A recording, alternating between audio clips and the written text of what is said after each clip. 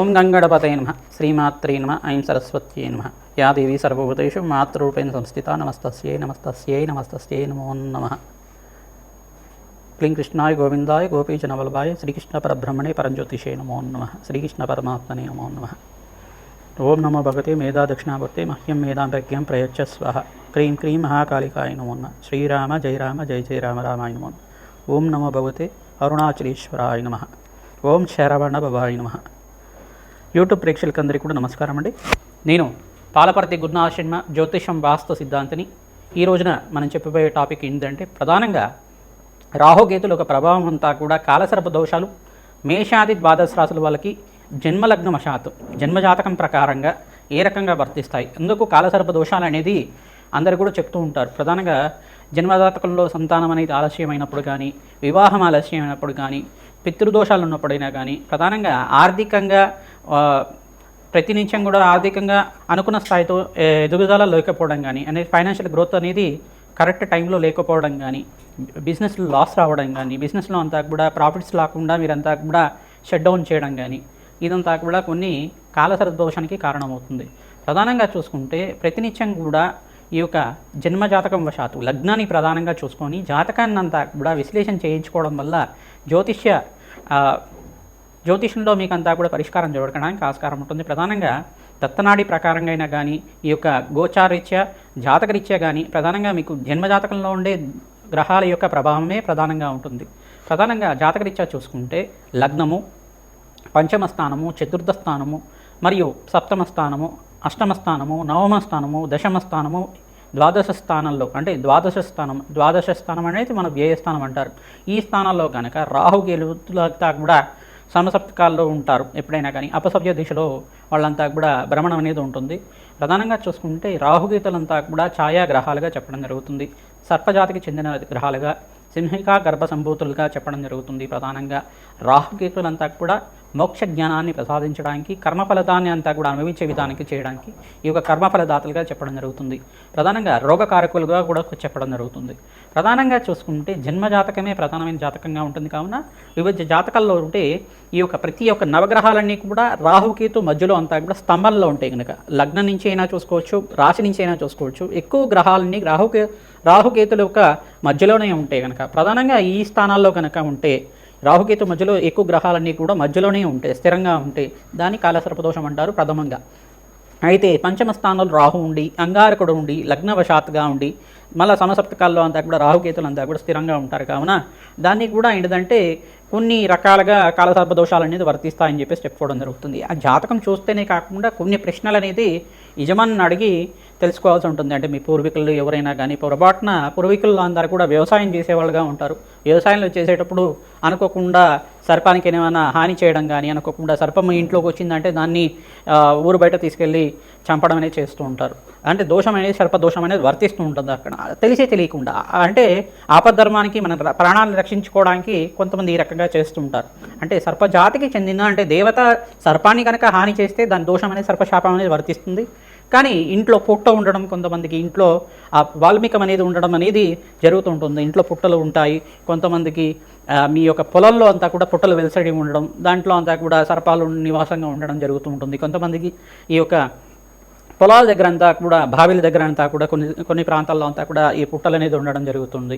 అనుకోకుండా మీరంతా కూడా దానికి ఏమైనా హాని చేసి ఉంటే కనుక ఇవన్నీ మీరు ఏమైనా ప్రయాణం చేసేటప్పుడు అనుకోకుండా సర్పానికి ఏమైనా హాని చేసి ఉంటే కనుక సర్పశాపం అనేది వర్తించడం కానీ, దీనివల్ల ఏమవుతుందంటే ప్రధానంగా చూసుకుంటే సంతానం ఆలస్యం అవ్వడం కానీ, వివాహం ఆలస్యం అవ్వడం కానీ, కొన్ని రోగకారకత్వాలు ప్రధానంగా చూసుకుంటే అంగారకుడు రాహు కానీ, అంగారకుడు కేతు కానీ పంచమ స్థానంలో కానీ నవమ స్థానంలో ఉంటే కనుక దీనికి ప్రధానంగా చూసుకుంటే సంతాన దోషం అని చెప్పేసి అంటారు.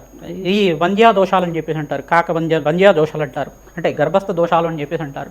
దీని యొక్క దోషాలంతా కూడా దోషాలకి ప్రధానంగా చూసుకుంటే ఈ యొక్క పీసీఓడి ప్రాబ్లమ్స్ కానీ, ఈ యొక్క ప్రధానంగా చూసుకుంటే హార్మోనల్ డిసార్డర్ కానీ, ఈ యొక్క పీసీఓసి ప్రాబ్లమ్స్ కానీ, పీసీఓఎస్ ప్రాబ్లమ్స్ కానీ ఇట్లాంటిది అనేది గర్భదోష కారకత్వాలుగా ఉండడం జరుగుతుంది. ఈ యొక్క అంటే స్త్రీలకైతే ఈ రకంగా ఉండొచ్చు. పురుషులకైతే కనుక సంతానం ఎంత ప్రయత్నం చేసినా ఆలస్యం అవుతూ ఉండడం, వాళ్ళకి ఈ యొక్క వివాహం చేసుకునే ఆలోచన లేకుండా ఉండడం, వివాహం అనేది వైరాగ్య భావాలుగా ఎక్కువ ఉండడం, వివాహం అనేది దూరంగా ఉండడం, ఆలస్య వివాహాలు అవుతూ ఉండడం. అంటే 35 దాటిన తర్వాత కానీ కొన్ని నక్షత్రాలకి అయితే జన్మజాతకం వశాత్తు 30 దాటిన తర్వాత కళ్యాణ యోగం ఉంటుందని చెప్పేసి ముందుగానే రాసి ఉంటుంది కొన్ని నక్షత్ర వాళ్ళకి. అదే కాకుండా జాతకరీత్యా ఉండే గ్రహ దోషము, గ్రహ కారకత్వాలు, సర్పదోషం కావచ్చు, పితృశాపం కావచ్చు, స్త్రీ శాపం కావచ్చు, ఇవన్నీ కూడా కారకత్వాలు అవుతూ ఉంటాయి. దానికంతా కూడా చూసుకుంటే ప్రధానంగా ఇప్పుడు చెప్పుకునేది ఏంటంటే సర్పదోషానికి పరిహారం ఏం చేయాలి, దానికంతా కూడా నివారణ ఏం చేసుకోవాలి అనేది మేషాది ద్వాదశ రాశి వాళ్ళు లగ్న వశాత్తు మీ లగ్నానికి కేంద్రంగా తీసుకుంటే, మేషరాశి వాళ్ళు అనుకుంటే మేష లగ్నం అని చెప్పేసి చూసుకోండి. లగ్నం తెలిసి ఉంటే కనుక మీ జన్మ లగ్నాన్ని చూసుకోండి.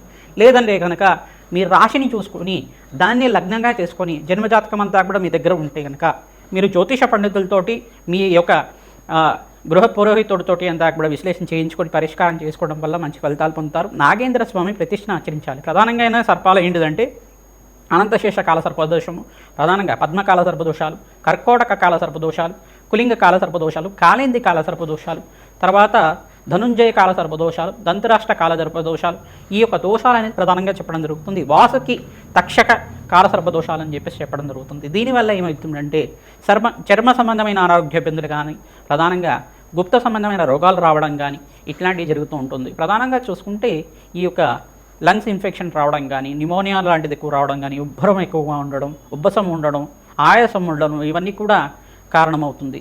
అంటే చిత్త చాంచల్యం అనేది ఉంటుంది. కొంతమందికి ఏంటంటే కొంచెం డిసార్డర్లుగా ఉంటారు, మైండ్ ఎదుర్కోపోవడం కానీ డిసార్డర్ అనేది ఉంటుందన్నమాట. మెంటలీ డిసార్డర్లుగా ఉంటారు.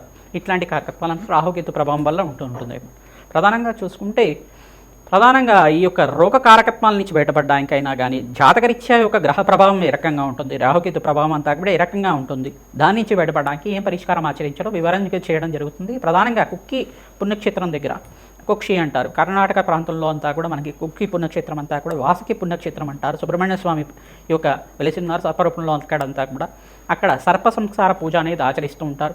తర్వాత వివాహం కోసమైనా కానీ, సంతానం కోసమైనా కానీ, ఆలస్య కళ్యాణాలు అవుతున్నా కానీ ఈ సర్ప సంస్కార పూజ చేయడం, తర్వాత సర్పశాంతి, సర్ప బలి విధానం అనేది చేస్తూ ఉంటారు. అంటే ఇక్కడ విధానం ఏంటిదంటే ఈ యొక్క నక్షత్రాలన్నీ కూడా కారకత్వాలు అవుతుంటాయి. ప్రధానంగా రాహుకేతు నక్షత్రాలంతా కూడా చూసుకుంటే అశ్విని, మక, మూల, తర్వాత ఈ యొక్క ఆశ్లేష, ఈ యొక్క పుబ్బ, ప్రధానంగా చూసుకుంటే కొన్ని నక్షత్రాలు ప్రధానంగా చూసుకుంటే పూర్వభాద్ర నక్షత్రం కానీ ఈ యొక్క నక్షత్రాలంతా కూడా కారణమవుతుంటాయి. స్వాతి, తర్వాత శతభిషం, ఈ యొక్క నక్షత్రాలంతా కూడా సర్పజాతికి చెందిన నక్షత్రాలుగా చెప్పడం జరుగుతుంది. ప్రధానమైన దోషాలంతా కూడా ఈ నక్షత్రాలకి ప్రధానంగా ఉంటాయి.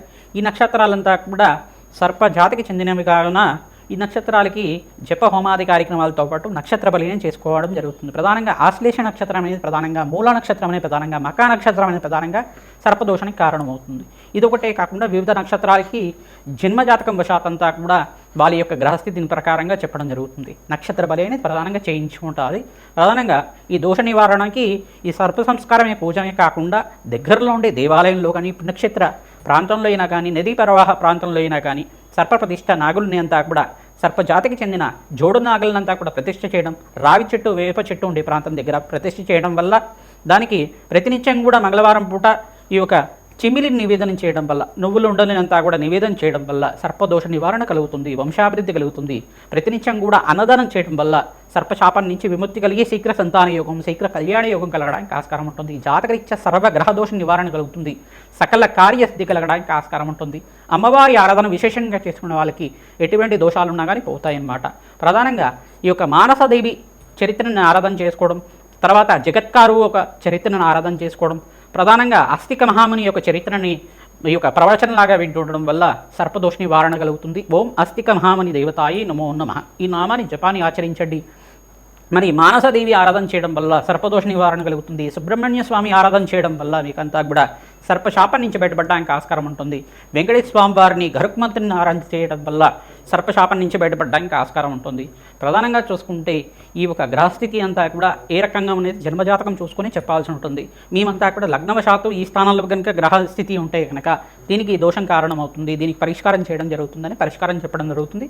మీ జన్మజాతకాన్ని అంతా కూడా మా యొక్క ఫోన్ నెంబర్కి మీరు వాట్సాప్ చేస్తే కనుక మీకు ఎటువంటి దోషాలు ఉన్నాయి, ఎటువంటి సర్పశాపాలు ఉన్నాయి, సర్పదోషాలు ఉన్నాయి, దానికంతా కూడా ప్రశ్నారూఢ ప్రకారంగా ప్రశ్న వేసి మీకంతా కూడా దత్తనాడి ప్రకారంగా విశ్లేషణ చేయడం జరుగుతుంది. వేదిక జ్యోతిష్యం ప్రకారంగా చెప్పడం జరుగుతుంది. మీకంతా కూడా శాంతి హోమాది కార్యక్రమాలు ఆచరించడం వల్ల మనోవాంఛలంతా కూడా తీరడానికి, అఖండ ఐశ్వర్యము, సత్సంతాన యోగం, పుత్రపౌత్రాది సమృద్ధి కలగడానికి ఆస్కారం ఉంటుంది.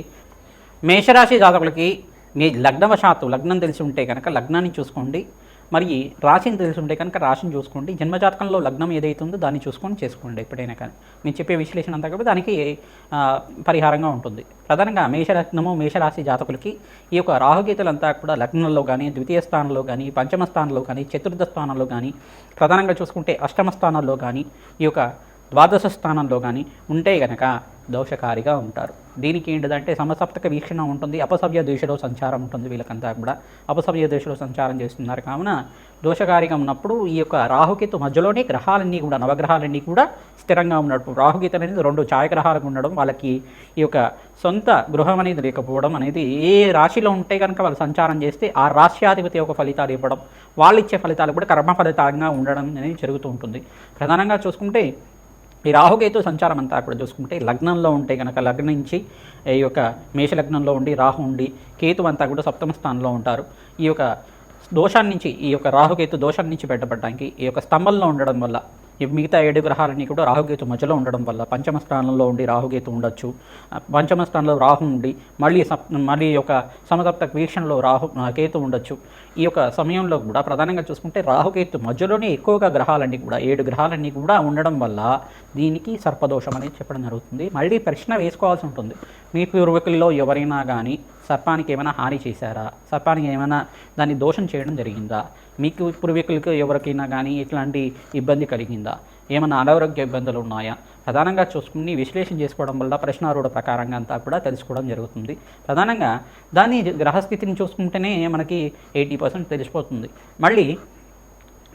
మళ్ళీ దానికి ఒకసారి మనకి కన్ఫర్మేషన్ చేసుకోవడానికి ప్రశ్నారూఢం వేసుకొని ప్రశ్నారూఢ లగ్న ప్రకారంగా మరియు యజమాని ప్రశ్న వేయడం వల్ల ఎటువంటి దోషాలు అనేది వర్తించాయి, వీళ్ళకి ఏ కారణంగా ఉన్నారు, ఎటువంటి అనారోగ్య ఇబ్బందులు బాధపడుతున్నారు, మానసికమైన ఇబ్బంది బాధపడుతున్నారా, లేదు అనారోగ్య ఇబ్బందులు ఏమున్నాయి అనుకున్న రకంగా ఇంతకుముందు చెప్పిన విధానంగా పీసీఓడి ప్రాబ్లమ్స్ ఏమైనా స్త్రీలకు ఉన్నాయా, లేదు ఏమన్నా గర్భదోషాలు ఏమైనా ఉన్నాయా, ప్రధానంగా ఈ యొక్క స్థానాల్లో ఉంటే కనుక ఆలస్య సంతానం అవుతూ ఉండడం కానీ, మరియు ఇక్కడ చూసుకుంటే గ్రహ దోషమే ప్రధానమైన దోషంగా ఉంటుంది.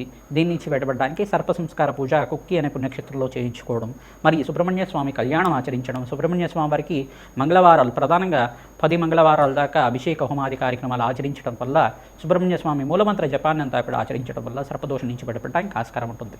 శక్తి ఉన్నవాళ్ళు ఈ యొక్క సంపూర్ణ శాంతి కలగాలి అంటే కనుక ప్రధానంగా నాగేంద్ర స్వామి ప్రతిష్ట మీ దగ్గరలో ఉండే దేవాలయంలో కానీ మరియు పుణ్యక్షేత్రంలో కానీ ఆచరించడం వల్ల సర్పశాపం నుంచి బయటపడతారు. శీఘ్ర సంతాన యోగము, వంశాభివృద్ధి కలుగుతుంది, పుత్రపౌత్రాది సమృద్ధి కలుగుతుంది, మరియు శీఘ్ర కళ్యాణ యోగం సిద్ధించడానికి ఆస్కారం ఉంటుంది. మానసాదేవి చరిత్రని పారాయణం చేసుకోవాలి, సుబ్రహ్మణ్య స్వామి చరిత్రను అంతా కూడా పారాయణం చేసుకోవడం మంచి ఫలితాలు ఇస్తుంది. శ్రీమాత్రే నమః.